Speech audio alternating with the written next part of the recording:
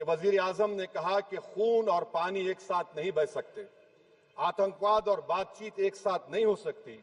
तो मेरा सवाल आपके जरिए से वजीर आजम और हुकूमत से यह है, फिर जिन इंसानों को बैसारा की वादी में मारा गया था, क्या आपका जमीर इस बात की इजाजत देता है कि आप ट्रेड बंद कर दिए, पाकिस्तान का एयरक्राफ्ट हमारे एयर स्पेस में नहीं आ सकता, उनकी कश्ती हमारे पानी में नहीं आ सकती, ट्रेड खत्म हो चुका है डायरेक्ट इनडायरेक्टेड, आपका जमीर जिंदा क्यों नहीं है? किस सूरत से आप पाकिस्तान से क्रिकेट मैच खेलेंगे जब हम पानी नहीं दे रहे हैं? 80% पानी पाकिस्तान का हम रोक रहे हैं, ये कहकर के पानी और खून नहीं बहेगा, आप क्रिकेट मैच खेलेंगे? मैडम, मेरा जमीर तो गवारा नहीं करता कि मैं उस मैच को देखूंगा। क्या इस हुकूमत में इतनी हिम्मत है कि उन 25 मरने वालों को फोन करके कहे कि देखो हमने ऑपरेशन सिंदूर में बदला ले लिया, अब तुम पाकिस्तान का मैच देखो?